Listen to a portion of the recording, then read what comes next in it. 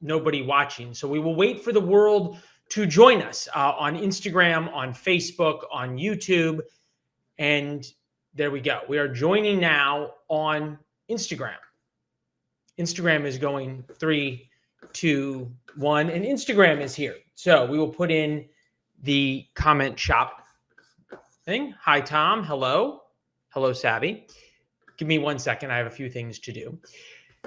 So welcome to Talk Shop Live on Instagram, on Facebook, on YouTube. Everyone who has joined, we are glad to have you to talk about Born Lucky, which, as you all probably know by being here, and I'll hold it right in the middle so you can see it, is my new book. And as we have said, Born Lucky is a story of hope for every single kid and every single parent of a kid having a hard time. Doesn't matter why your child is having a hard time, doesn't matter. Wow. And the orders are flowing in. Thank you all. Dory, Kelly, John, Jennifer, Rita, Sandra, Dana, Jennifer. Thank you all. This is incredible. Enrique, Gail, all signed things. Steven saying, great book.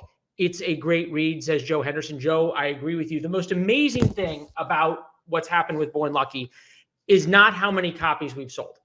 It is about the response from everybody we have gotten of how much this is a story of hope and how much this proves the power of parental love. George Will wrote the foreword and he said, this is proof of the mountain moving power of parental love. And since you all have joined, Sinjem said, my parents loved it. Thank you. My parents were really happy too. Anthony Grant, as a teenager, someone with autism, your story is helping me a lot. Thank you. It says Mr. Vittert. I had to call everybody Mr. and Mrs., so I understand. I respect that. I'm just Leland. But I wanted to let you all in, as we're all here, talking about Born Lucky, a little bit behind the scenes of what happened. So while we're talking, I encourage you to order in terms of a signed copy. Go, if you're in Talk Shop right now, you can just hit shop and you can order a signed copy. Facebook, Instagram, comment shop in the chat, and you will get DM'd a link to purchase a signed copy. Makes great Christmas presents. And yes, I did sign every one of the book plates. And then YouTube, there is a link in the chat where you can, and a link in the description of the show where you can purchase a copy. So perhaps you've heard parts of this story. I don't know how much you all are familiar with Born Lucky, but when I was about 7 or 8 years old, my parents were told that they needed to have me evaluated, quote unquote. Stephanie just said, enjoying the book. Thank you. And thank you very much, Stephanie, pulling for you and your son. Your son is so lucky to have you fighting for him. So my parents were told that they needed to have me diagnosed. Worst thing a parent can possibly hear. So they take me to one of those medical testing buildings, where lots of doctors' offices are, and there's the linoleum floors and the stale coffee and the really bad old magazines and uncomfortable furniture. Lisa, thank you. Thanks for watching. We're glad you have your copy. Our book club is discussing it in January. Can't wait to hear what the book club thinks. So my parents are there in this waiting room. They're waiting for me to come back. And I get brought back from all of this testing. It was about 2 hours of testing. And the woman says to my parents, oh boy, I have so many problems. And I was with them. I was about 8 years old. So they're explaining to me the problems. This woman says he's got big behavioral problems. So forget play dates or any kind of time with other kids, birthday parties, whatever. That's not going to happen. He will slug anybody, any kid who touches him. And really, I was a fat, big little kid. So slugging was something that was meaningful. It hurt. Then I had big sensory issues. If there was anything down around my ankles or I had a coat on or anything like that, I would just melt down. And lastly, I had what they described as massive learning disabilities. So an IQ test is the average of 2 scores of an IQ test. I had a spread between the 2 scores of 70 points. and learning disability is a spread of 20 points. So great questions coming in. I'm going to get to them in a minute. And the woman said to my dad, you know what? You kind of have to meet him where he is, and there's not much you can do. And my dad said, is there anything we can do? And my dad said, generally not. So Born Lucky is the story of my dad adapting me to the world rather than the world to me. So that's why this came. That's why we wrote this, was to give parents the hope that my parents didn't have. And I'm going to answer a couple of questions and tell you the rest of the story, as Paul Harvey would say. I'm keeping my son copy, but giving my other copy to a friend whose son was diagnosed with autism. Erie Girl 105. That is awesome. Thank you. And I hope that it really provides some hope and a North Star for that family. Christine, hi, what's your earliest memory of realizing you were different from other children? How did that shape your understanding of yourself? I realized I didn't have any friends, even when I was a very little boy. As my dad said, I knew you wouldn't have any friends. So I thought maybe I could be your friend. There's a story in Born Lucky about when my dad showed up in 5th grade to the PE fields and asked the coach where I was. And the guy said, oh, he's down playing. And my dad said, great, well, let's go see him and see how he's doing. And the guy goes, I don't think that's a good idea. My dad says, why not? And the coach said, well, because I put him with the girls to protect him. So that's probably my earliest memory. My sister tells the story of every day in 5th grade as I would walk her home from school. She was in kindergarten, that I would hold her hand crying. So I realized just how big of a challenge I had. Joey, how has your understanding of autism evolved over time, especially as an adult? Well, Joey, part of the Born Lucky story is my parents never told me I had autism growing up. They didn't want me to define myself by a diagnosis, so they didn't tell me. I think, unquestionably, I still have symptoms, characteristics, whatever you want to call it, of autism. I've talked a lot through the past few months as the books come out about, still becoming very task-oriented and ignoring people and being very rude and missing social cues. Think of one thing in particular. When I was at my father-in-law's golf club, we had finished a round of golf, and I was obsessed with putting my golf clubs in my travel bag. And this older gentleman walked over and he said, Leland. And he's looking down at me to try to say hi to me. Leland? And I said, yeah. And I'm still putting my golf clubs in the bag.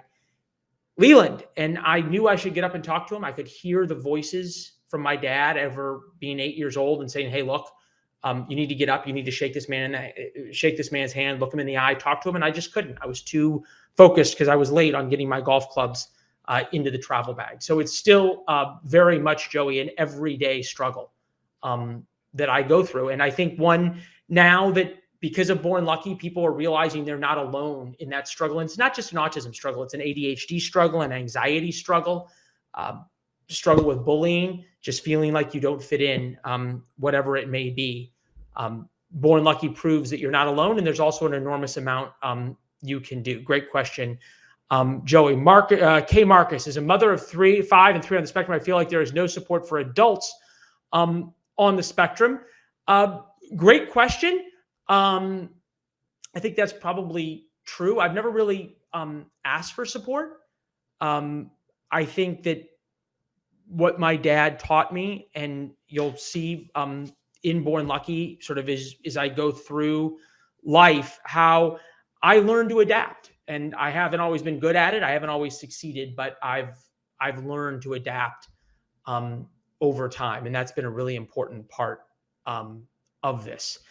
Kayla, can you share a specific moment when your dad's coaching made a breakthrough difference in your ability to connect with others? Yes, I can, Kayla. And that is in Born Lucky when I'm in college, how I really sort of started to see that I was repellent to kids. Some people are magnetic and just attract friends. I was repellent, and kids wanted nothing to do with me. So there was an enormous understanding at that moment that I really had to change. And that's when I began sort of trying to actually, as a discipline, put what Dad taught me about how to listen to people, how to focus, how to try to match their emotion, all set in. So, Kayla, great question. There's a whole lot of those coaching moments in Born Lucky, and some strategies that parents can use no matter what their kid is going through. Sinner Gems, we watch you every weeknight on News Nation. My parents do too. Thank you for your honest insight. Love it. Tell all your friends. Thank you. We appreciate you. Anthony Grant, person of fun, what would you say to help children with autism to adapt to the world now? I really think that is the Born Lucky story, right? It is about not expecting the world to adapt to you, because the world is not going to adapt to anyone. There's all this talk right now about how, let the world come to you and it should celebrate everybody individually and on and on. That's great. It will not. And my dad realized when I was a very little boy, the sooner he helped to hold my hand through the adversity. And that's really what the Born Lucky story is. It's them holding my hand through adversity, rather than trying to take the adversity away. And I think so many parents right now, understandably, try to take adversity away from their kids rather than try and hold their hand through the adversity, because no parent wants to see their kids suffer. But as I learned, if you suffer early, you know how to deal with it, because we're all going to suffer at one time or another. So if you're watching on Talk Shop Live and you want a signed copy, multiple signed copies, they make for great Christmas presents. Click shop on Talk Shop Live. I see tons of you on Instagram. You can either on Instagram or Facebook type the word shop into the message, and you will get a link to buy a signed copy of Born Lucky. If you're watching on YouTube, thank you for watching on YouTube. And you can check in on YouTube to buy. There's a link in the description of the show. Teresa, love the book. Incidentally, your dad was responsible for making my son's wish come true, getting his book published along with a book signing when he was 12 years old. Teresa, I love that. Dad has helped so many people. And one of the things that we are so happy about is Dad seeing and hearing from so many people about how this has helped them. And, we tell the story in Born Lucky. I didn't even know that there were so many nights my dad would go into the living room and cry himself late at night after having left my room because of what I was going through and the taking out of all the emotion that I had on him. And boy, I'm so happy now that he's able to see the impact that Born Lucky and this story has had on so many folks. And that's really the greatest reward for him and I. So thank you all. K. Marcus says, people are pretty cruel. No kidding. Joey, what misconceptions about autism do you hope the book helps to dispel? I wish it was that big for me, Joey. I really just hope that families find hope. And whatever people take from the book, that's really up to them. I wrote it to give parents hope and to show parents the power they have to help their kids no matter what they are struggling with. Irina D. Hi, Leland. What do you think gave your dad the confidence to leave his job to become a full-time parent coach when autism was far less understood than it is today? Amazing dad, by the way. Yes, he is an amazing dad in every possible way. I think he realized he didn't have a choice. And I think the most important part of the book, and I'll turn to it right now just because I think it's kind of fun in a setting like this to do this, which is the afterword. As you have already read, Lucky decades ago placed me on a pedestal. This occurred simply as a result of his fundamental needs, that there was no one else, no other man to help him and hold him. Consequently, it might appear in this book that I offered him support as a secure, knowledgeable father. That was not true. I hope that answers your question, Irina. He just was trying to try. Brendan, my parents were told to put me in a mental institution because I tested 11 out of 13 symptoms. I have overcome the odds, live a normal life. As a child, the world autism traveled around me. Brendan, boy, the Born Lucky journey is real for so many. Thank you. Thank you for sharing and showing what is possible. Denise, Were there moments when you resented your dad's invasive coaching, or did you always understand what he was trying to do for you? It's a great question, Denise. I don't think I ever resented it. I didn't have a choice. I certainly resented what was going on. And look, there's some really dark moments, right? Born Lucky is the darkest, most awful times of my life. Again, writing it and sharing it with you, and I'd be honored if you came on the Born Lucky journey with me, was really a way to help people. So that's I hope trying to answer that. But sure, he and I have had some really tough times together. But I always knew that he was fighting for me. How has your experience with autism shaped your work as a journalist or communicator? I have no idea, because I don't know how to live life other than being who I am, which is somebody who is autistic. So obviously my life's been a series of ups and downs, thankfully more ups than downs. Kind of gets into Brendan's thing. How's it impacted your dating life before you got married? I don't know any other way to be other than who I am, which is obviously on the spectrum. So, or have autism. So I think you'd have to ask Rachel, my wife, who has an EQ, the temperature of the sun. She's one of the kindest, most wonderful women in the world, as is my mother. And I think that is really a testament to them. Teresa, my husband and I are teachers and deal with these cruel issues every day. It breaks my heart to hear how cruel teachers, administrators were for you. Such an incredible journey and story. So hold on, Teresa disappeared here. There we go. Teresa, thank you. There were some really nice teachers who I'm sure you would have been part of, and I would have loved nothing more than to have you as a teacher who protected me. And that's why in Born Lucky, we only use the names of people who were nice to me and kind. And that was the most important thing, to really highlight those people who really took care of me and held me, in addition to my dad. Cleveland, I want to know you have such amazing hair. Thanks. That's the only thing that I didn't have. I didn't have anything to do with, but thank you very much. We all have to have something going for us. Joe Henderson, I must say how much respect, how far you've come. Thank you for the honest reporting in areas of war. Was it ever a problem there? I don't know if you mean by being autistic was a problem when I was overseas, but yeah, I think there was a lot of problems I had. We take you through a lot of the times overseas, in Born Lucky. Again, I don't know what it would have been like if I wasn't autistic, but thank you. Let's see here. Evelyn, what's the core message you want parents of struggling kids to take away? Evelyn, it is a great story. Born Lucky is hope.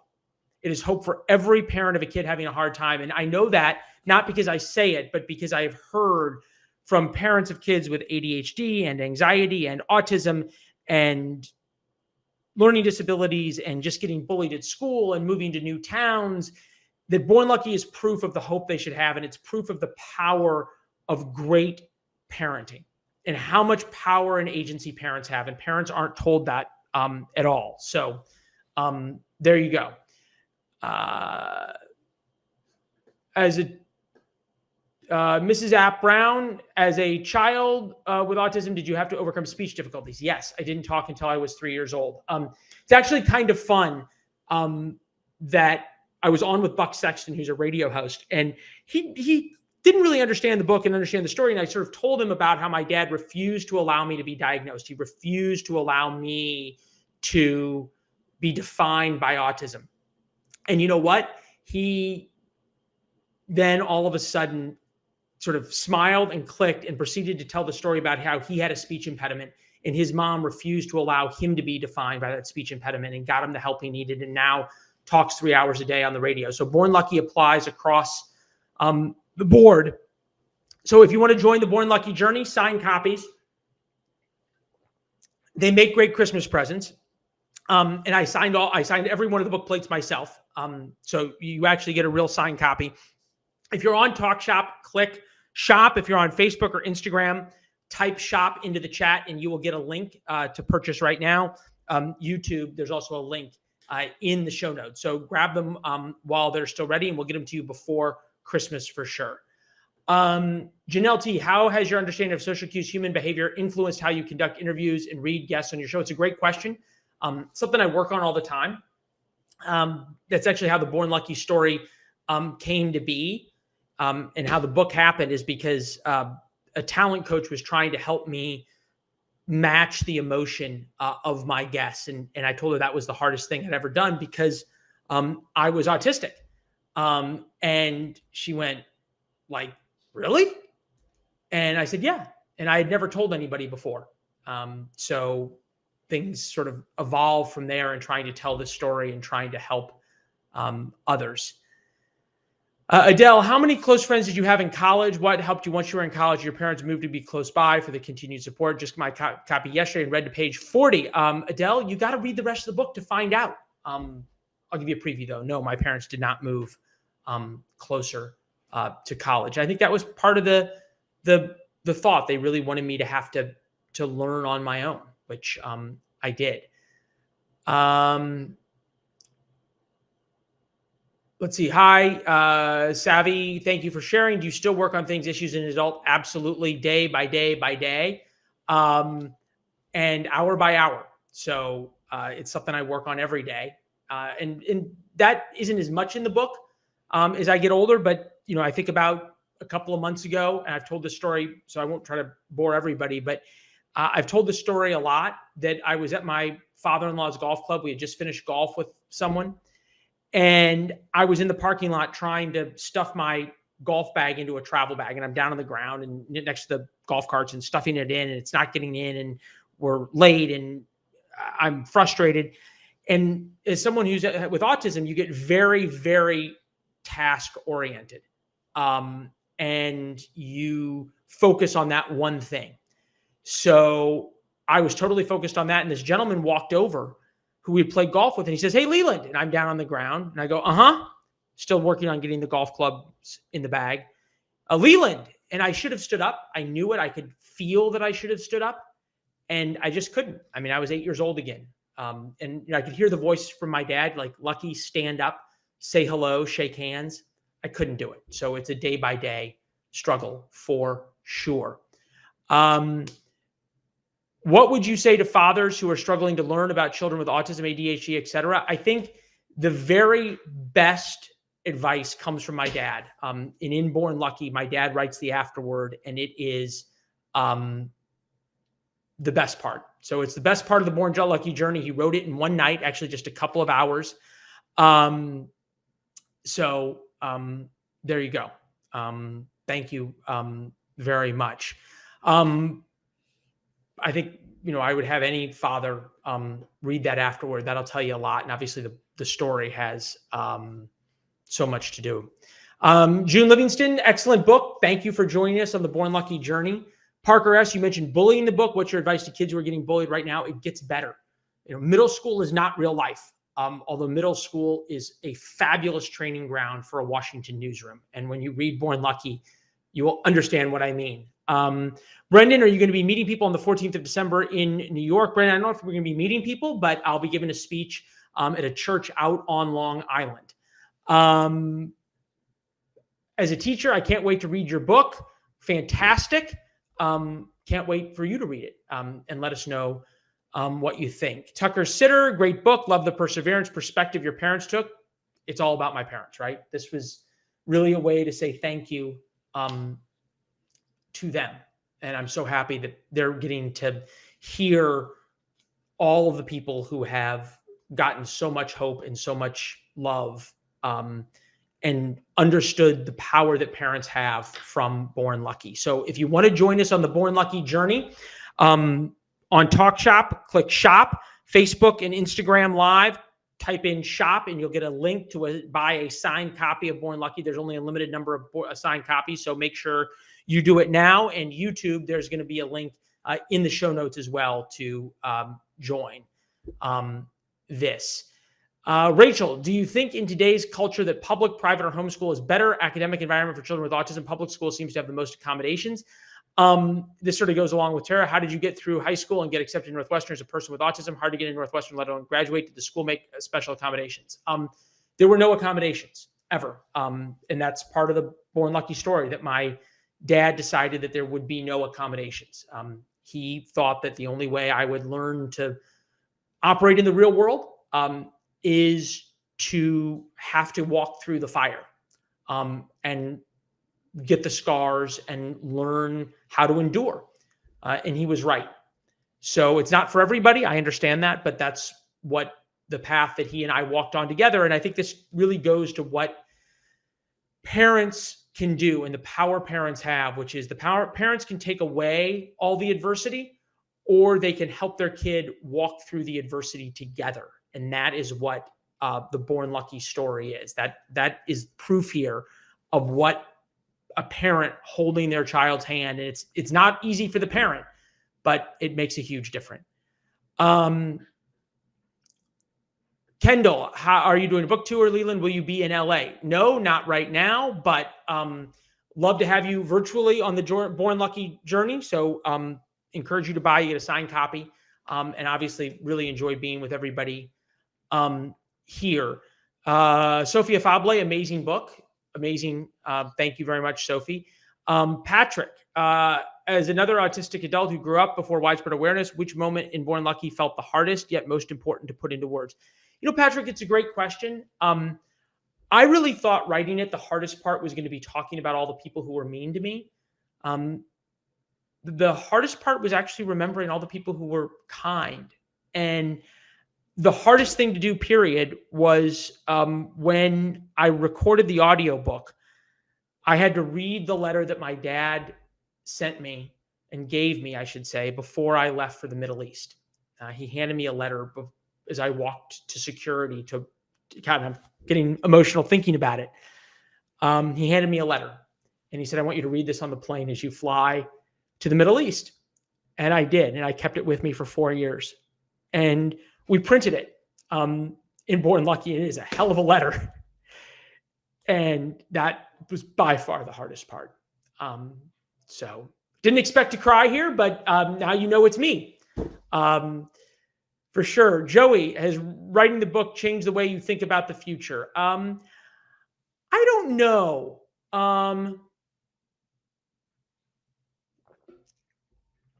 I don't know if it's changed the way I've thought about the future. It's a really good question. It's made me more grateful for what my parents did. And I don't think I really understood what they went through. And I certainly didn't understand what my sister went through. And that's been really important to realize. And I wanted to write the book so that they understood that I knew and appreciated everything that they had gone through. And I don't think we don't really appreciate how hard it is, even for the siblings of kids who have these issues. And I write the book, and it did, to say thank you to my dad. I started saying I want to say thank you to my dad, but I realized that it was so important to say thank you to my mom and to my sister. And those parts of the book, I think, are the most meaningful to me, certainly. So, Joe Henderson, so glad God blessed you with great parents, Joe. In every way, and great for each other, right? They've been married 55 years now, I think. So it's a fabulous example. Snow Angels, all the love to you, Leland. Thank you for your vulnerability. Thank you for your authenticity. It's refreshing. I think it speaks to your courage and strength. Thank you. I don't know. I'm just me. And I'm so honored to have so many of you on the Born Lucky journey with me. Thank you. What do you think of all the accommodations in place today for children with autism? It's not really for me to say. People have asked me for advice. I wish I had any. I think the best advice comes from my dad. I'll just take a second. Don't read the afterword first, but it is the best part. My dad's advice to parents, have no expectations about the future. Under no circumstances, let your child feel that you have ever disappointed you, that they have ever disappointed you, ever, under no circumstance. You are the depository of their hurt, their frustration, and their humiliations. You must listen and listen. morning before school, and late into the night. Tell them they have the right stuff for life, that the currency of high school, etc., is not the currency of life.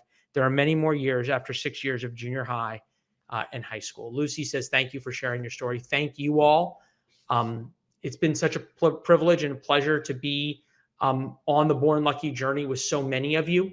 And as I've said, and I'll finish with this, that what my dad said as we thought about writing this book is he said, I really don't want to do this. I don't want to share these stories. They're too personal. They're too hard. And every time we would talk about a story, or I'd interview him about something, like the, teacher who in 8th grade told me that if his dog was as ugly as me, he would shave its ass and make it walk backwards. So if the teachers are doing that, you know what the kids were doing.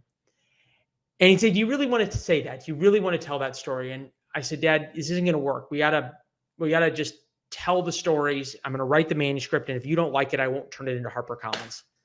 So it was a Tuesday, and book was due on Friday, and I gave him the manuscript. And he read it and he said, I can't do this. I don't want to turn it in. I said, okay. I said, I get it. But I got to turn something in. I got to turn 60,000 words in on Friday. And he says, well, it's just so personal. Does it have to be this personal? I said, it does, because it's the only way to show people what we went through, Dad, and what you and I went through together. And I said, let me turn this around and give this another look. And as I welcome so many of you who are here, didn't hear the beginning of this, but I said, Dad, if I take you back to when I was 8 years old, and I was there with you in that little medical office building. You guys had waited for a couple of hours. You heard this diagnosis from this woman who said, it's very difficult to understand what's going on inside his head, meaning my head. And instead of telling you there was no hope, instead of her telling you, look, you just kind of have to meet him where he is, she had handed you Born Lucky. And she said, this isn't a prescription. It's not a cure. This isn't advice. This isn't how to. And let me tell you, it's not. But if she had handed you Born Lucky and said, okay, this is the story of love, and this is a story of what a father who really leans in can do, what would you have done? And he said, I would have read the book every single week, because it would have been hope. I said, well, Dad, then we need to turn it in, because we need to show people that there is hope. And there is a lot of hope, and there's hope for every parent of a kid having a hard time. Doesn't matter what it is. That is the Born Lucky journey. And there's also an enormous amount of power that parents have to show up and to really help their child. Gina Lee says, what is the best feedback you've received? It's the letters, Gina, from so many. I've gotten hundreds of letters from parents saying that they don't feel alone now. And I've shared every one of them with my dad, and it just makes him feel like bearing our souls was worth it. And that's sort of what this has all been. We'd love to have you come along on the Born Lucky journey with us. I've signed copies of the book. So if you go to Talk Shop, if you're watching on Talk Shop right now, you can click buy now, shop now to get a signed copy. They make great Christmas presents. Facebook and Instagram, put shop into the chat, and you will get a link to order a signed copy. And YouTube, there is a link to the purchase page in the show. So want to thank you all for joining us here. Just before Christmas. Jason says, how many pages in your book? See here. 243 before we get to the acknowledgments, Jason. So I think it was about 70,000 words that we got through. So just want to thank you all. Please join us on the Born Lucky journey. You can click shop right now. The DMs and everything else stay open on Instagram, so you can join us on the Born Lucky journey. Where can I send my letter? My 85-year-old mom wrote a letter to your dad that I would like to get to you. The best thing is that regular or large print pages? No, it's just regular, Mandy. Teresa, you can send it to News Nation.